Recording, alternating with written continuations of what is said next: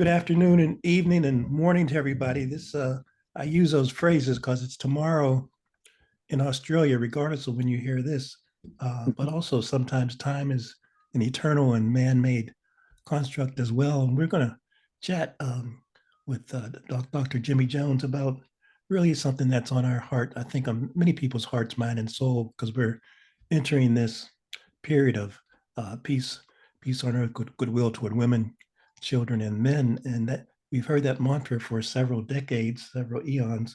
But it seems to me that it's really as pertinent as we talk about move from this Native American holiday to the Christmas season to Hanukkah.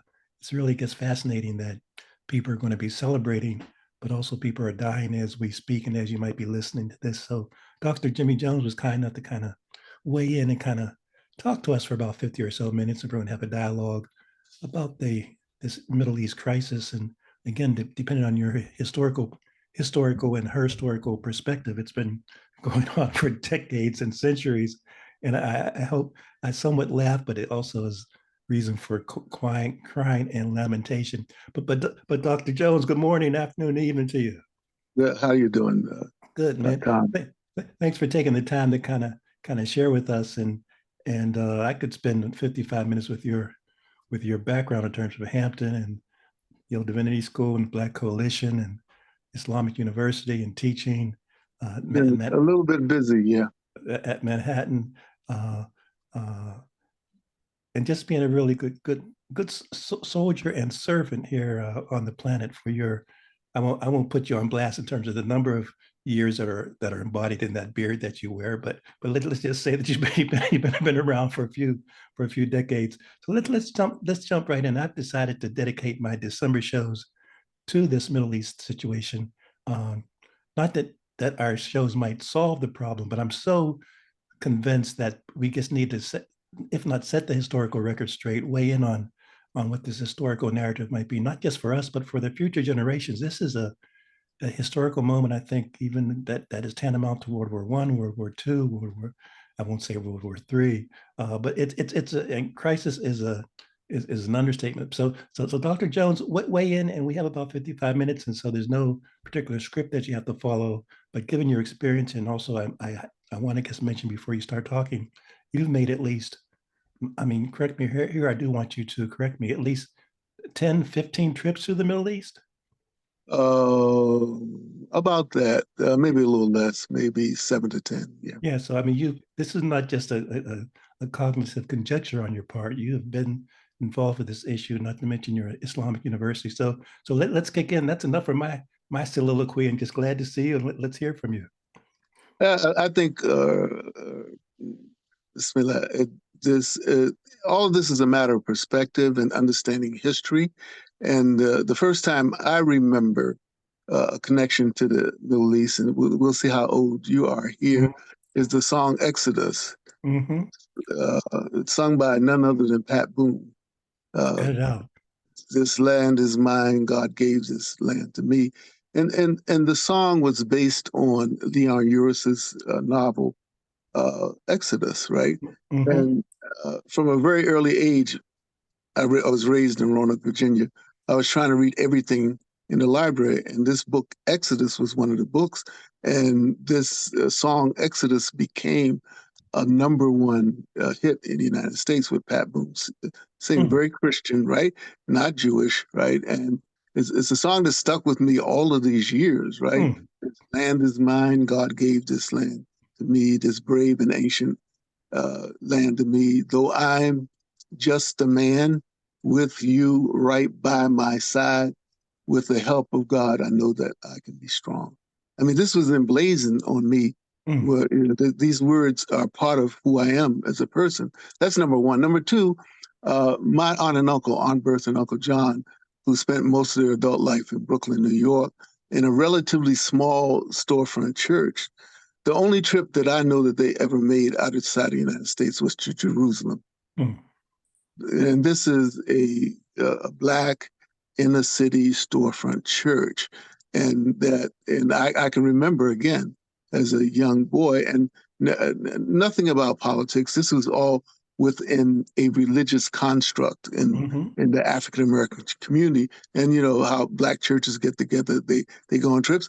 Well, they went to Jerusalem. I don't know how they got there. This is quite a while ago, but I know it was the only trip they ever made outside the United. So in the African American psyche, right, Jerusalem looms large, right? Yes. Even today, if you go to black, you know, Jerusalem, Jerusalem, you know, Yeah, it there's that looms dance. large.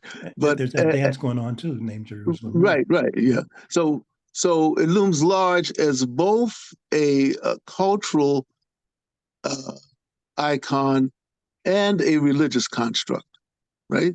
Because for my aunt and uncle, this was a pilgrimage to Jerusalem. For Pat Bone going there, there's a video on YouTube of him standing there. It's a pilgrimage because Pat Boone is Christian. So why do I start there? Because I think part of the problem with how people are looking at what's going on in the Middle East is lack of context, right? Lack of history, lack of understanding that this conflagration did not begin on October 7th. It began long before. And I'm not going to, let me just say that it's not my intent to argue with the various arguments that put out there. My intent is to try to educate people and get people to understand what's going on there and why it should matter to us as people who live in this country. I'm not here to argue. So in terms of context, Jerusalem has been very important to people in the United States for a very long time, long before the establishment of the State of Israel, right? Long before. So that's point number one. Point number two is that, and I have to say this, that the leaders of Hamas and the leaders of the Israeli government ought to understand that mutual infanticide is not a road to peace. They have to understand. I mean, it just, I'm aghast, right?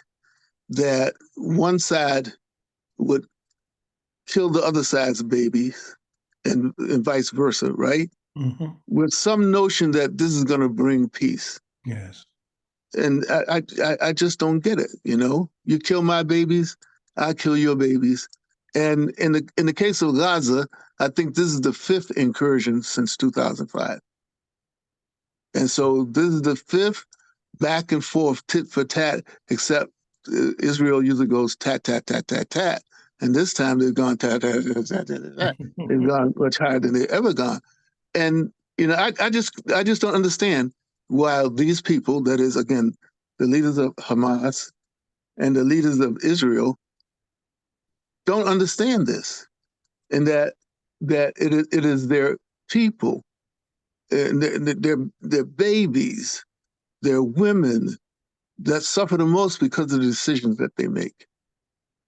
I understand how people who feel oppressed would want revenge. I totally understand this. As you know, my son Malik was killed by an East Haven police officer in 1997. And the first thing was a flash of anger. How could they? How could they kill my baby with my tax dollars? I'm a guy who thinks about, you know, where does the money come from, you know? And people were urging me, let's go to East Haven and tear it up and all this kind of stuff. But oftentimes your first instinct is absolutely your worst, particularly when you're feeling like you're aggrieved. And again, this is the second thing is that the interesting thing about it, at the beginning, the United States government was saying to the government of Israel, you should take a pause because we didn't take a pause in Afghanistan and look what happened to us. They literally were saying this at the beginning. And, you know, again, this is like, when will people ever learn? Because the reality is that once you go down the revenge road, it's like, I kill your babies, it takes a long time. Yes. To end. And I think that's the saddest part of it, is that the average person in Israel and the average Palestinian had no say in the decision on October 7th and had no say in the decision on October 8th. You follow me? Mm-hmm. Mm-hmm. But who's suffering the most? Has the most anxiety? Who's losing their babies? Of course, the Palestinians are losing it more, but the Israelis are under siege, really. I mean, I've been there, as you said, and there's a certain unease in Israel, right?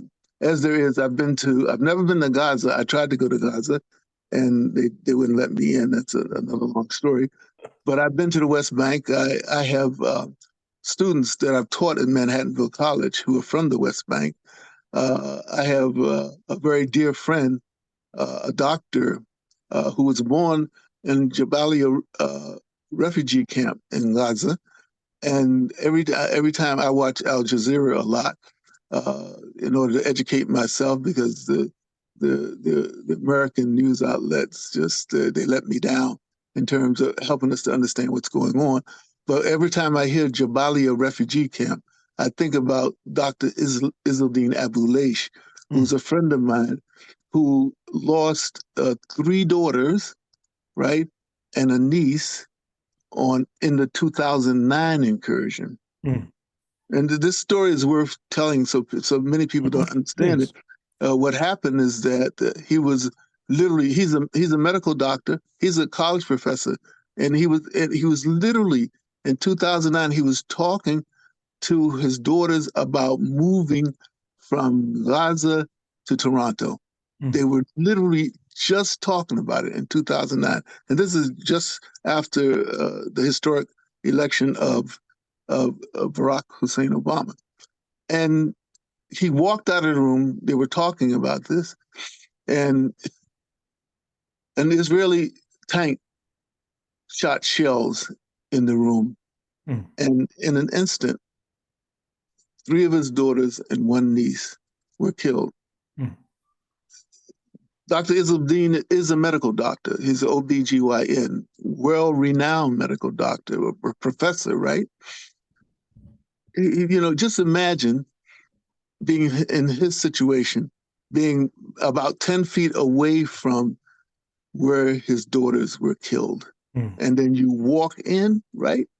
You walk in the room and your daughter's brains are on the ceiling. SubhanAllah. This is like, what is this? I mean, and at first the government said that, oh no, there was a sniper there. And then they changed the story. No, there wasn't a sniper there. And long story short, he ultimately sued them.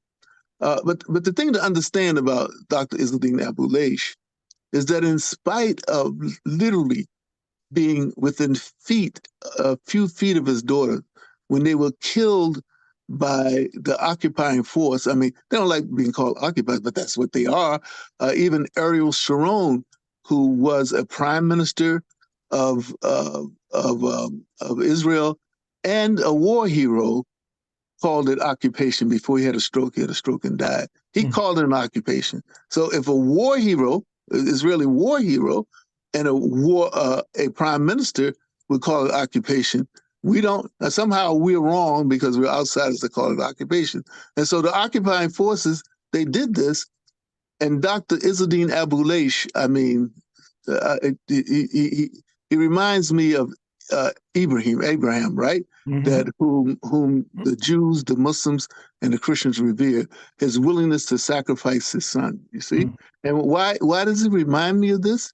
Is that literally with the blood of his daughters on his shirt, he was talking about, first of all, he said, Ya Allah. He called out to God. A lot of people would curse God in these situations, in these circumstances. This is not the Palestinian people. The Palestinian people, if you listen to them, you know any Arabic, you'll know they're saying, Alhamdulillah, all praise be God. They're saying, La ilaha illallah, there's no God but God. When they're literally digging in the rubble trying to find their babies, they call on God first. And Dr. Izzeldin Abu Leish, he did this. And then the next thing they did, actually, for your viewers, you just go on Google and you just put in his name, Izzeldine, Izzel. I always misspell his first name. His last name is Abulaish, Abuelaish, and you will see his reaction, because at the moment this happened, this is the kind of guy he was. As in this case, the Israelis were not letting the press in, right? They weren't letting the press in. And so he was literally reporting from Gaza in his house. He was on the local TV when the Israeli Defense Forces killed his babies. And so you can see it. And you can see what he said. The first thing he says was, Ya Allah, oh God, right? Why did they kill my children? I'm a person of peace. There's no threat here. I mean, this is what he's saying. When a lot of us would be cursing because our children had died. This is what he's saying. And then he had children who were injured there. It wasn't just killed. And you can see him afterwards with blood, literally the blood of his children on his shirt. Him walking with a surviving daughter, trying to get her to the ambulance, and you can go online and see the story. And then this happens in 2009, and then I had met Dr. Abulaish in the late 1990s, mashallah, and we bonded right away. He'd come to Manhattanville to speak about Gaza, and he'd come to speak with some Jewish associates of him whom I came to know. But my point about this, and then that's how I got to try to go to Gaza. They wouldn't even let me in back then. The point I'm making about this is that the Palestinian people I know, I don't know people that I know to be Hamas. I don't know if I've ever met them. I probably have when I've been there. But the Palestinian people I've taught, the Palestinian people that I have sat with, that I've dined with. Ramallah is on the West Bank. I've dined with a Palestinian student of mine in the West Bank. Are some of the most resilient, educated people in the world. They're not animals. They're not, and they don't deserve to die like this. They're not animals. I'm sorry. And the resilience you can see now, and you can see resilience personified in Dr. Izzeldine Abulaish, because in 2012, I believe, 2009, this happened, he wrote a book. The title of this book, after all of this pain, and remember, Dr. Abulaish was born in a refugee camp. He was born in a refugee. Jabalia, every time you hear that the Israelis have bombed Jabalia, you should think of Dr. Izzeldine Abulaish, because when he begins a speech, he comes and speaks at colleges. You can catch him on CNN. You can catch him. He preaches about peace and coexistence, but he starts by saying often, not always, my name is Izzeldine Abulaish. I was born in Jabalia, proudly, a proud Palestinian. He was born in a refugee camp. I was born in Jabalia refugee camp. They're some of the most resilient people I know. So he wrote a book. The name of the book was not Damn Israel or The Hell with the Israelis. The name of the book is, and I recommend it to your listeners, the people watching here, was I Shall Not Hate. That's why it reminds me of Prophet Abraham, peace be upon him. I shall not hate. In spite of being born in a refugee camp, having to deal with the stresses of strains of living under occupation, he went to school. There's a little known fact about the Palestinians. So the literacy rate in the United States of America is like 99%, right? The literacy rate in the state of Israel is like 97%. Now, under occupation, the literacy rate of Palestinians is 96%. I want you to let that sink in for a moment. These are people who literally, because I visited a couple of the colleges and universities when I was there. These are people who, when they get up in the morning to go to school, they don't know whether they're going to get there or not for two reasons. Number one, the IDF, the Israeli Defense Forces, might set up a checkpoint that makes it so difficult to get there that they never get to school. Or number two, the Israeli Defense Forces, or if you live on the West Bank now, you may be attacked by people who are, under international law, illegal settlers. Under international law. Again, I'm not trying to be controversial here. What I'm saying is factual, and I'm not trying to make Israelis bad and Palestinians good. I know some Israelis, right? Like I know some Israelis who were fighting, who were fighting for the rights of Palestinians. For instance, on October 7th, a woman, her last name was Silver, I believe, who established an organization called Women Wage Peace, right? And what did she do? The purpose of the organization was to bring Palestinians and Palestinian women and Israeli women to think about ways to work for peace. Yes. That was the purpose of the organization. And this woman, she used to ferry Palestinian cancer patients from Gaza to the checkpoint, because you couldn't get into Jerusalem without getting. I've been through the checkpoint. There's no other word but a humiliating experience. If you read Dr. Abulash's book, you'll see it. It's a humiliating experience, and he's a medical doctor. He was going into Jerusalem for his residency, and he had to go through this humiliating. Because understand, no disrespect to 18-year-olds. But oftentimes these checkpoints, these are young Israelis, 18 to 20 years old. And I don't know about you, but at 18 years old, I wasn't very mature. I just wasn't. And the science is that you're not. And so these are the people you meet at the checkpoints. I mean, when I flew into Tel Aviv, these are the people who interrogated me. And one time I got turned around and sent back. But my point about this is that this woman, Miss Silver, she used to ferry cancer patients from Gaza to Jerusalem, right? And this was not an easy thing to do, because even if you're not Palestinian, if you're with a Palestinian, suspicion falls on you. One time, my wife and I were in Jerusalem, and we wanted to use a Palestinian car service. We wanted to use a Muslim car service, as opposed to the Israeli jitney, right? So, we're going to use this car service, but and we've done both. We've been in Israeli jitney. They stop you and they ask for everybody's ID, right? That's what they do. I mean, they're security conscious. And so that would happen with the jitney, and they'd let everybody go. When I tried to go to Tel Aviv airport in a Palestinian-driven taxi, they had us get out. They looked under the hood. They have these mirrors where they look under, and they made the taxi. There were two of them. They made them strip. They strip searched them.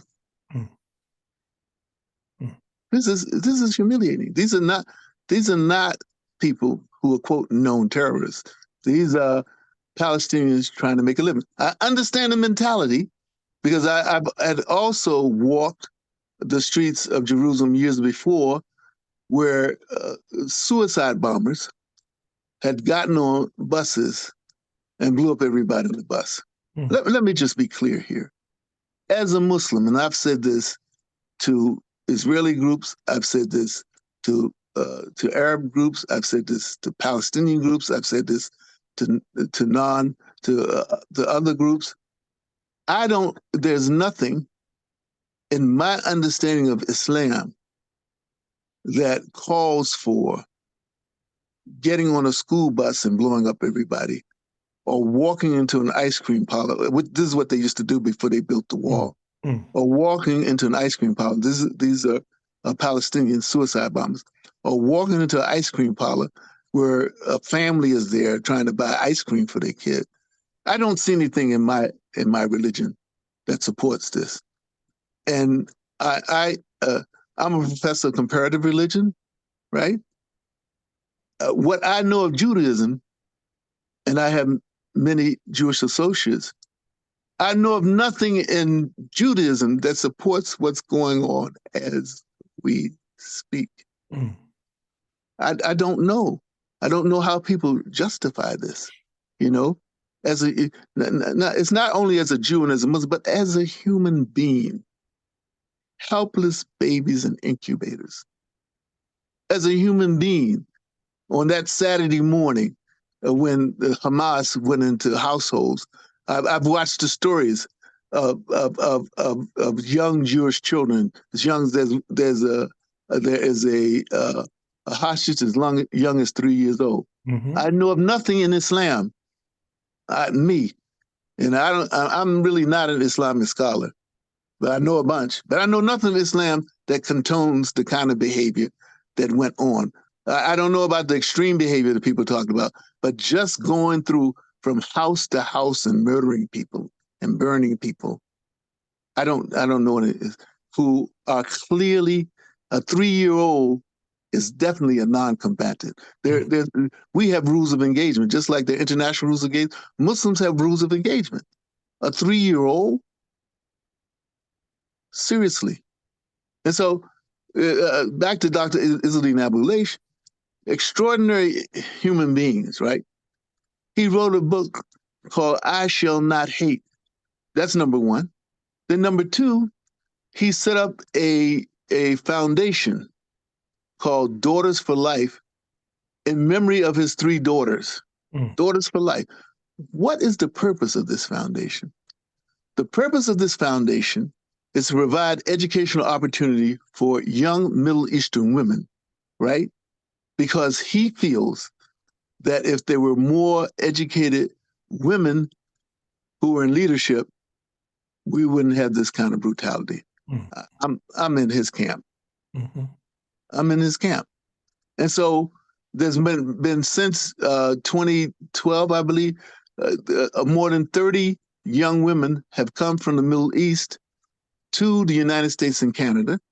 And some of them came to Manhattanville College, where I was, to study, because this is what he did with his grief. This is what he did with his anger. He didn't go and get a bunch of people and try to shoot up Israelis. He tried to make women strong. By the way, he meant Middle Eastern women, which it could include Israeli women, but they don't apply. He meant Middle Eastern women. He didn't mean just Arab. He didn't mean just Muslim. You know, he meant Middle Eastern women, right? And so, and because when you, as you know, Tom, when you come up in a racist, brutal situation, there's a possibility that you become so embittered that you're no longer, your heart is no longer focused, right? But that's not what happened with Dr. Izzeldin Abu-Laysh. He wrote a book called I Shall Not Hate. He set up a foundation called Daughters for Life, and he goes around speaking to everybody who listens, Jewish, Muslim, people who are atheists, and he argues for peace. He argues for peace, particularly in his homeland, right? For Palestine, but between people. And so my point is that for me, the Palestinian people, that Dr. Abu-Laysh is just an example of the people I met when I went to Palestine.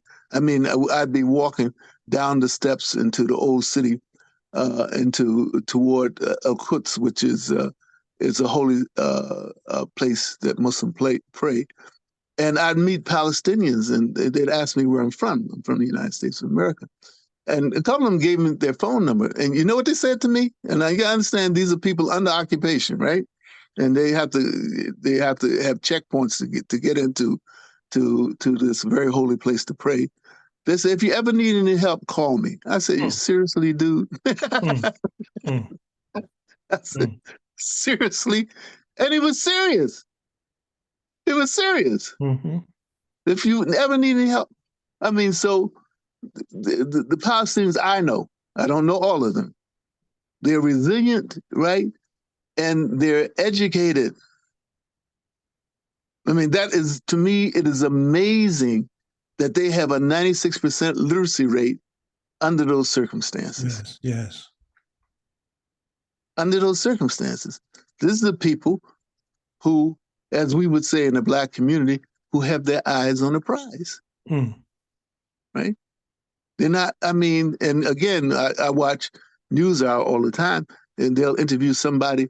They'll say, again, they'll start with God. They say, but they'll say, where's the United States? Right? They'll say it in Arabic. Where's the United States? Where are the Western countries? Don't you see? Look, these babies are dying here. Where is your humanity? And they'll say something, but God will take care of this. Subhanallah. Mm. So this is a perspective. Obviously, you don't hear, right? Because you have. I'm going to try to be as nice as I can to the leadership of Hamas, and the United States and Israel. I put them all in the same box. I'm sorry. You know, people can say, well, the Palestinians are oppressed, but there's a concept that I developed called the post-victimization ethical exemption syndrome. Mm. Right? That is that the idea that because your people have been oppressed or are being oppressed, that all the ethical things that you profess to follow, you throw them out the window. This is what I think the leadership of Israel is doing, and this is what I think the leadership of Hamas is doing. Because as Jews and Muslims, there's certain ethical principles they're supposed to follow. And they're not following. I'll say that. I'll be so bold and say they're not following them. Tell me how this is something that you can justify as a Jew. Tell me this is something you can justify as a Muslim. And so I call it the post-victimization ethical exemption syndrome. And so because of the syndrome, you will deflect, you will rationalize, you will make the most outrageous arguments in defense of what you're doing. You kill 5,000 babies and you say Israel has the right to defend itself. You slaughter children in their beds and you say Hamas has the right to defend itself. That's what people say. You slaughter children in their beds. And then you say, I gave up cursing a long time ago, but every time I hear somebody from Hamas say this or somebody who's Israeli say this, I said, what the hell is wrong with these people? This is not about being a Jew or a Muslim, a Democrat, a Republican. This is about where in the hell is your humanity if you think that your road to freedom is to slaughter babies in their bed? Where do you get that from? Or your road to security is to bomb hospitals where you know there are premature babies? What is wrong with you? So for me, the Palestinians are some of the most resilient people, and they're some of the most educated people. And as you well know, the Israeli, tens of thousands of Israelis were disaffected by the government. Again, this is factual. We're not happy with the leadership in Israel before this thing jumped off. Mm-hmm. And I'm just sad. I'm trying not to be political because for me, this is not a political issue. This is a humanitarian issue. Are you a human being or are you not?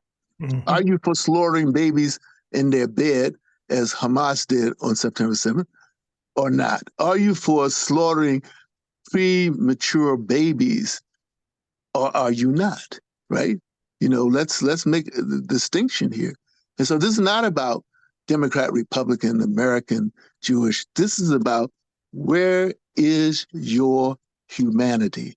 It takes my breath away, like I said, that people rationalize the most outrageous acts and try to justify and try to say that what they're doing just. But it's even worse that my government takes my money and supports it. I'm saying, what? I mean, I don't understand the president of the world's leading democracy going into a war zone. I don't understand that, first of all. That I don't understand, because usually presidents don't fly into war zones. That was extraordinary, right? But to fly into a war zone and support a government that has made racist statements like they're animals, racist statements like we're going to flatten Gaza. These are public statements that the government made in the wake of what happened. I don't understand it. Joe Biden is supposed to be a sympathetic person. I don't get it that you can say things like there are no red lines. And you're a Catholic? You call yourself a practicing Catholic? I can't measure my own religion, much less somebody else's religion. But I just don't get it. So I think we as human beings are at an inflection point. And one of these points, one of the things that points to this inflection point is how we're handling Gaza. Mm-hmm. There are other places like Yemen is another place, right, where Muslims are starving Muslims. Because for me, this is not about whether you're a Christian, Muslim, Jew, or Democrat, Republican, American. But I mean, one of the world's before this event, Yemen was called by the United Nations the world's worst humanitarian crisis before this. And you visited there, or I haven't been to Yemen. No, I thought you were okay. Yeah. So so this is my take. I'm wailing and gnashing of teeth every day, hoping that something's going to happen, that somebody will come to, and people are coming to the senses. People are resigning right and left, literally. Mm-hmm. So I can't do this anymore. And the people who are leading the charge against this kind of thinking in the United States are young Jewish people. Yes. Dr. Jones, let's take perhaps the next 10 minutes or so and address some of your students that you've seen, that you've known, that you hope that for the young generation, I mean, because this will be their dilemma to hopefully solve it won't be. But if as a doctor, as a teacher, with the Islamic University, what do you want to say for another 5 or 10 minutes to the students, to the young minds, because they're growing up under this. You and I are AARP eligible, and we've been around the track a little bit. Yeah. But what about the young people? What do you want to say to them? What I tell them, I tell my current students, and I tell my former students who I taught at Manhattanville, some of which from Egypt, and some are living in other countries because they left Egypt because of the regime there. I said, you are a hope for the future. Why? Mm.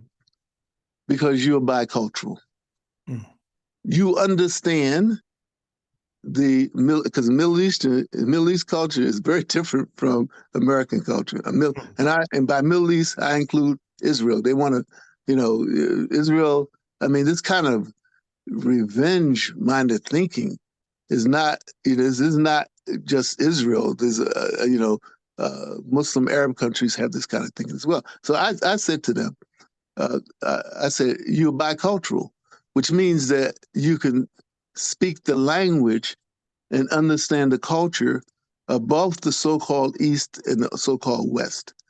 And so I think you are primed to be bridge builders between the two, right?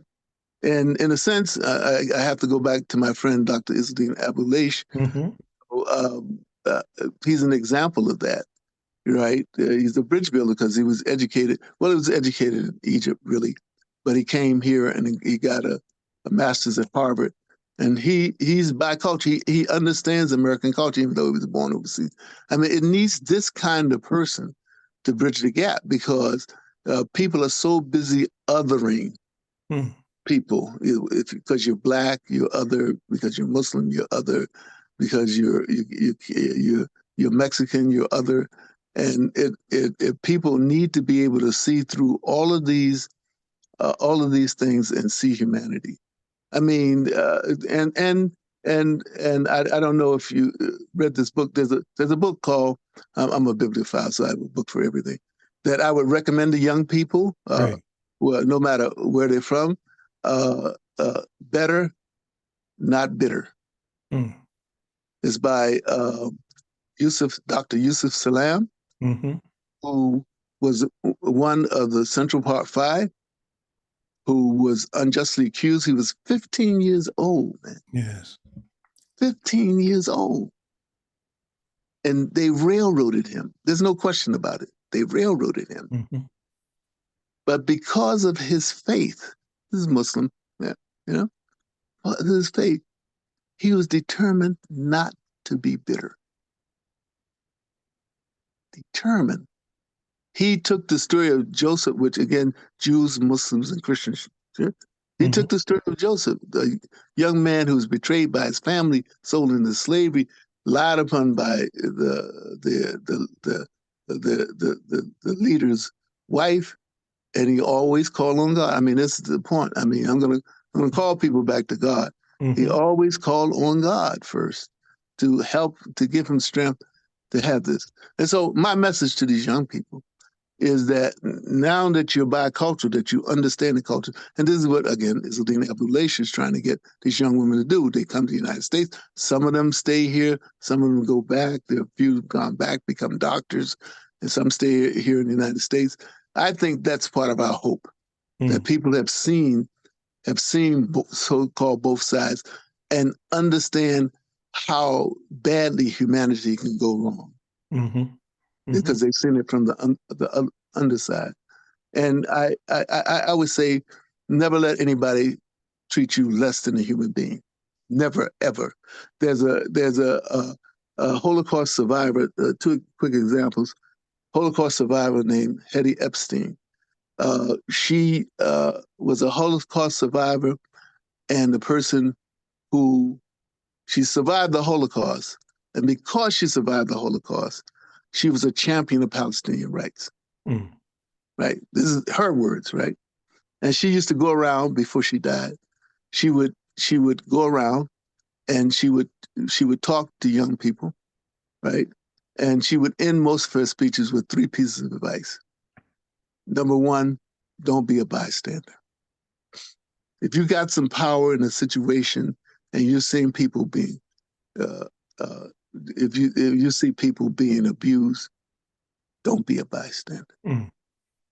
Number 2, study history, right? So you can understand the context of what you see in front of you, right? And number 3, don't hate. This is Martin Luther King, right? This is Martin Luther King, right? You know, he said, hate scars the soul of the person who hates, right? It scars your soul, right? This is what he used to preach. So I would give that advice to him. Don't be a bystander. Yes. Study history, and whatever you do, no matter what happens, don't hate. And I'm glad you referenced the gentleman from the Central Park Five. He's recently elected to the New York City Council. Yeah. Let's spend, if we can, 5 minutes just so people will know that you're raising the prophetic voice, but also we may not be in our winter of our life, but we're not quite sure how many winters we're going to see. But don't know. But your involvement with the university, the Islamic University, I want people to kind of understand that you're planting those seeds and sharing your wisdom, your expertise, your experience with folks that want to make this world a better place. Right. So the Islamic Seminary of America, we talk about the 3 R's. The first R is that we're rooted in our religious tradition. Again, remember I said about the Palestinians, the first thing you do is you call on God.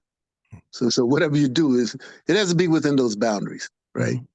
The secondly is that we are contextually relevant. We're not going to just deal with something that happened 1,000 years ago or 100 years ago or 50 years ago. We're going to deal with what's going on, what people are dealing with right here, right now. Mhm. The third is rigorous. We're academically rigorous. That what we try to get people to do is to think critically. As Malcolm X famously said, the best thing you can learn to do is think for yourselves. I believe if people, have an ethical code, I believe as people have an understanding of history, I believe if they're taught to think rigorously, the world is going to be a better place. Mhm. It's going to be a better place. Not that I try to indoctrinate them. Unfortunately, I got to say this, that a lot of what goes on in colleges and universities is indoctrination, Mhm.